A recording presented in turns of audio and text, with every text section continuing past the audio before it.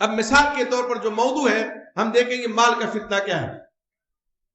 ایک آدمی غریب ہے, محتاج ہے, اور 2 وقت کی روٹی کے بھی لالے پڑے ہوئے ہیں. کچھ ایسے لبھاونے آفر آتے ہیں, کچھ ایسی کمپنیاں آتی ہیں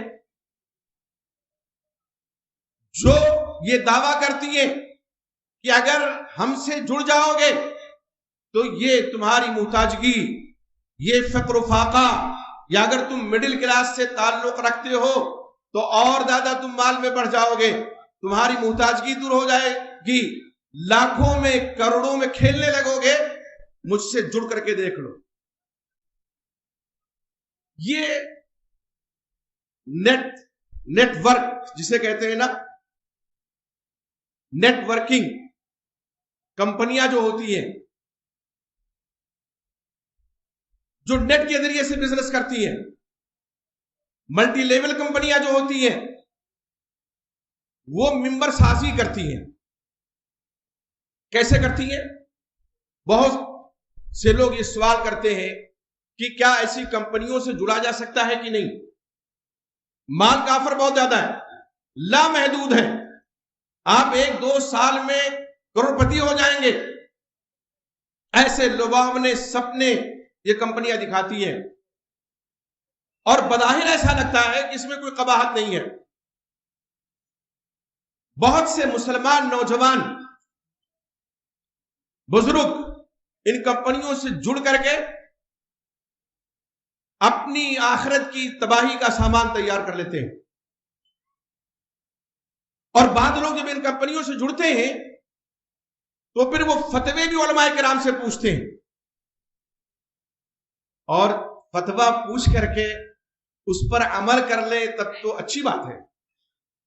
وہ مستفتی حضرات مفتیان کرام کے پاس پہنچتے ہیں, باقاعدہ بیگ لے کر کے اور فائل لے کر کے اور جو ہے کیلکولیٹر لے کر کے, لیپ ٹاپ لے کر کے, اور مفتی صاحب کے دل و دماغ میں جو ان کا پروگرام اور پلان ہے اس کو حلال ثابت کرنے کے لیے گھسانے کی کوشش کرتے ہیں کہ آپ جواز کا فتویٰ تو ضرور دے دیجئے.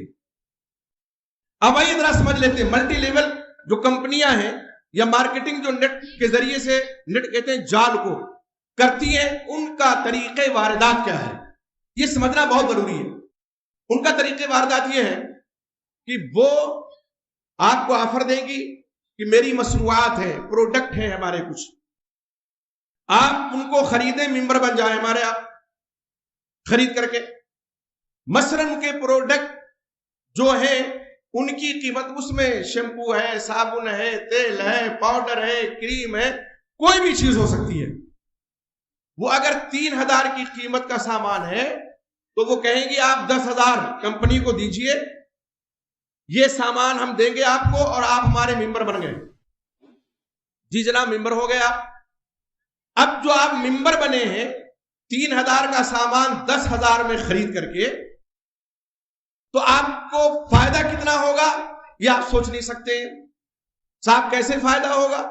فائدہ ایسے ہوگا کہ آپ جب ہم سے جڑیں گے, ممبر بنیں گے, تو آپ کو ہم بینیفٹ دیں گے. آپ ممبر اپنے ذریعے سے 10 لوگوں کو بنائیں گے, تو یہ 10 لوگوں کو جو آپ نے ممبر بنایا ہے, یہ جو ہمیں پیسہ جمع کریں گے اور ہماری کمپنی سے جڑیں گے, منافع جو ہوگا, نفع جو ہوگا 5% آپ کو دیں گے ہم.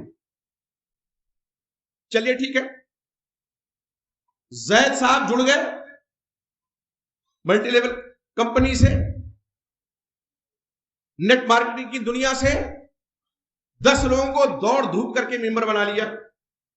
اب یہ 10 لوگوں کو دوڑ دھوپ کے جو ممبر بنایا ہے, 5% جو آفر ہوا کمپنی نے کیا کہ آپ کو ہم دیں گے, تو اس حد تک تو, یہاں تک تو جائز کہا جا سکتا ہے کہ محنت ان کی ہے, دوڑ دھوپ کی ہے, محنت کی ہے, تو اس کا فائدہ کمپنی دے رہی ہے.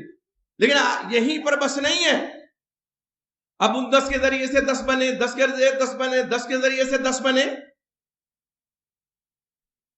آپ کو کمپنی نے 500 روپیہ دیا, آفر کیا, 10 لوگوں کو آپ نے جوڑا 500 آپ کا ہوا، پھر 10 لوگوں کو جوڑا تو یہ بعد میں جن 10 لوگوں نے 10 لوگوں کو جوڑا اور یہ تعداد 10,000 تک بھی پہنچ سکتی ہے، تو یہ 10,000 کے آخری سرے پر جو شخص ہے اس کا بھی بینیفٹ پہلے شخص کو مل رہا ہے۔ 500 نفع سے شروع کیا تھا، 50 لاکھ تک آپ پہنچ کے اگر 10,000 لوگ جڑ گئے تو چین سسٹم بھی اس کو کہتے ہیں، جیسے چین جڑی ہوتی ہے، کڑی سے کڑی ملی ہوتی ہے۔ آپ ذرا غور کیجئے شرعی نقطہ نظر سے، جن پر ہم نے محنت کی ہے، محنت کے عوض ہمیں کچھ کمپنی دے رہی ہے، ٹھیک ہے اس حد تک، جبکہ اس میں بھی غرر ہے، وہ اسی بہانے سے اپنا 3,000 کا سامان ہم سے، آپ سے اور جتنے ممبران جڑتے ہیں 10,000 میں بیچ رہی ہے، 10,000 میں، اور یہ 10,000 میں اگر 10,000 لوگ اس کے ممبر ہو گئے تو کروڑوں کی مالک کو کمپنی بن جاتی ہے۔ اور کتنی کمپنیاں ہیں جو بیچ ہی راستے سے فرار ہو جاتی ہیں، راہ فرار اختیار کر لیتی ہیں۔ یہ میسر کے قبیل سے جوا ہے، غرر ہے، اور ساتھ ساتھ جو ہم نے محنت نہیں کی ہے اس کا عوض لے رہے ہیں جو حرام ہے۔ تو ایسی کمپنیوں سے جڑنا، مال حرام کو لینا ہے، یہ مال کا فتنہ ہے۔ میرے پاس ایک صاحب آئے لاک ڈاؤن سے پہلے، لاک ڈاؤن کے بعد بھی ایک صاحب آئے، وہ باقاعدہ طور پہ جیسا میں نے عرض کیا وہ لے کر کے لیپ ٹاپ وغیرہ، اور وہ مجھے پہلے فون کیا کہ مولانا ملنا چاہتے ہیں آپ سے، کچھ ڈسکس کرنا ہے اور ہم اس کمپنی سے جڑے ہوئے ہیں۔ اب دیکھیے ہم تو قرآن حدیث کی روشنی میں بات کریں گے، کتاب و سنت کے دلائل اگر ہیں ہمارے پاس تو ہم بات کریں گے۔ اللہ کے وسلم نے فرمایا الحلال بین والحرام بین، حلال بھی واضح ہے، حرام بھی واضح ہے، وبینہما امور مشتبہات، اور حلال و حرام کے درمیان کچھ مشتبہ چیزیں ہیں۔ فمن وقعت شبہات، جو مشتبہ چیزوں میں پڑ گیا، فیوشک یواقع، تو قریب ہے کو حرام میں پڑ جائے، اور جو مشتبہ چیزوں سے بچ گیا فقد استبرأ لدینہ وعرضہ، تو اس نے اپنے دین کو بچا لیا، اپنی عزت بھی اس نے بچا لی۔ اس حدیث رسول کی روشنی میں دیکھیں، ہم تو شرح صدر کے ساتھ اور بڑی ذمہ داری کے ساتھ یہ کہتے ہیں کہ ایسی کمپنیوں سے جڑنا حرام اور ناجائز ہے، اور وہ مال جن کمپنیوں کے ذریعے سے آتا ہے وہ مال بھی مال حرام ہے۔ لیکن وہ صاحب آئے تو کہتے ہیں دیکھیے صاحب ہم نے محنت کی ہے۔ میں نے کہا ٹھیک ہے، آپ نے 10 میں محنت کی، 10 میں محنت کی، آپ نے اس کا عوض لے لیا، اس محنتان آپ نے لیا۔ کہا ان لوگوں سے 10 لوگوں سے 10 اور جڑتے ہیں، 10 اور جڑتے ہیں، تو چونکہ بنیاد میں ہم ہیں پہلے،